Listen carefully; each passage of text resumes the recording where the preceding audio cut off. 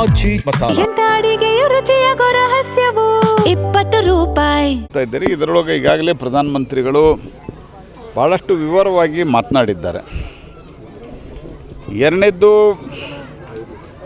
ಇವತ್ತು ಈ ಎಲ್ಲ ಒಂದು ವಿಷಯದಲ್ಲಿ ಭಾರತ ಸರ್ಕಾರ ಯಾವುದೇ ರೀತಿಯಾದಂಥ ಕ್ಯಾಜುವಲ್ ಅಪ್ರೋಚನ್ನು ಬೇರೆ ಎಲ್ಲ ಹಿಂದಿನ ಕಾಲದಲ್ಲಿರ್ಬೋದು, ಇವತ್ತಿನ ಬೇರೆ ಬೇರೆ ರಾಜ್ಯ ಸರ್ಕಾರಗಳು ಸೇರಿಸುತ್ತೆ ಕ್ಯಾಜುವಲ್ ಅಪ್ರೋಚ್ ನಾವು ಮೊದಲಿಂದನೂ ಮಾಡಿಲ್ಲ.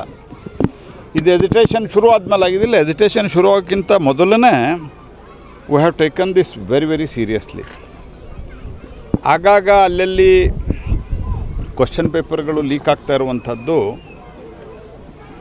ಈ ಸಮಸ್ಯೆ ಭಾಳ ಒಂದು ರೋಗದ ರೀತಿಯಲ್ಲಿ ಬೆಳೆದಿರೋದರಿಂದ 2024ರಲ್ಲಿ ನಾವು ಜೂನ್ದಲ್ಲಿ ನಾವು ಒಂದು ಪಬ್ಲಿಕ್ ಎಕ್ಸಾಮಿನೇಷನ್ ಪ್ರಿವೆನ್ಷನ್ ಆಫ್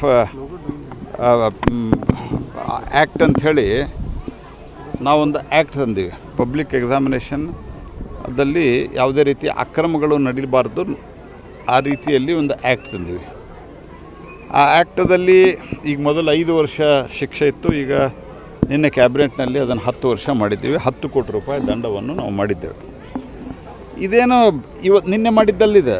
ಮೊದಲು 5 ವರ್ಷ ಇತ್ತು, ಅದನ್ನೀಗ 10 ವರ್ಷ ಮಾಡಿದ್ದೀವಿ. ಇದಕ್ಕಿಂತ ಮೊದಲು ಭಾಳಷ್ಟು ಘಟನೆಗಳು ಈ ರೀತಿ ಆದಾಗ ಯಾವುದೂ ಸೀರಿಯಸ್ ತೆಗೆದುಕೊಂಡಿಲ್ಲ. ಈಗೇನು ಒಂದು ನಿಮ್ಗೆ ಹಳೆವೆಲ್ಲ ಘಟನೆಗಳನ್ನು ನಾನು ಹೇಳಿ ನಾವು ಶೆಲ್ಟರ್ ಮಾಡಿ, ಯಾಕಂದರೆ ನಮಗೆ ಅದರಲ್ಲಿ ಆಸಕ್ತಿ ಇಲ್ಲ.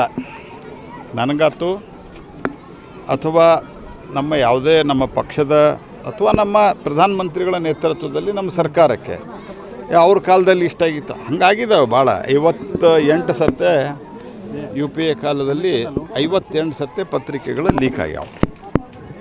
ಸೊ ಆದ್ರೆ ಅದನ್ನು ಹೇಳಿ ನಾವು ಶೆಲ್ಟರ್ ತಗೊಳ್ಳಿಕ್ಕೆ, ರಕ್ಷಣೆ ತೆಗೆದುಕೊಳ್ಳಿಕ್ಕೆ ನಾವು ಬಯಸೋದಿಲ್ಲ. ಹಾಗಾಗಿ ಕಾನೂನಲ್ಲಿ ತಿದ್ದುಪಡಿ ತಂದಿದ್ದೇವೆ.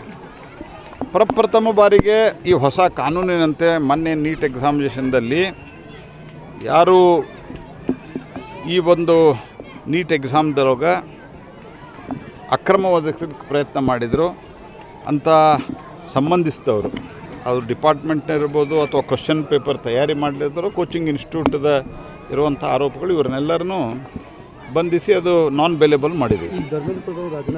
ಒಂದು ನಿಮಿಷ ನಾನ್ ಬೇಲೇಬಲ್ ನಾವು ಮಾಡಿದ್ದೇವೆ.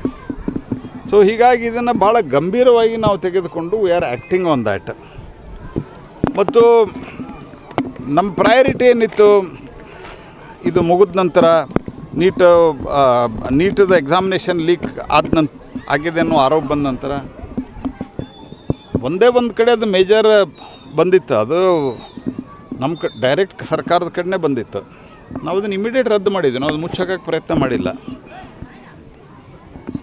22 ಲಕ್ಷ ವಿದ್ಯಾರ್ಥಿಗಳಿಗೆ 38 ದಿವಸದಲ್ಲಿ ಮರು ನೀಟ್ ಮಾಡಿ ಆಲ್ರೆಡಿ ಈಗ ನಡೆದಿದೆ. ಅಂದರೆ ಕೌನ್ಸಿಲಿಂಗ್ ಶುರು ಆಗ್ತಾಯಿದೆ. ಈಗ ಇದರ ಅರ್ಥ ಏನು ಅಂದರೆ ಸರ್ಕಾರ ಭಾಳ ಗಂಭೀರವಾಗಿದೆ. ಮುಂದಿನ ದಿವಸಗಳಲ್ಲಿ ಇದು ರಿಪೀಟ್ ಆಗಲಾರ್ದಂಗೆ ಎಲ್ಲ ರೀತಿಯ ಪ್ರಯತ್ನವನ್ನು ನಾವು ಮಾಡ್ತಾಯಿದ್ದೇವೆ.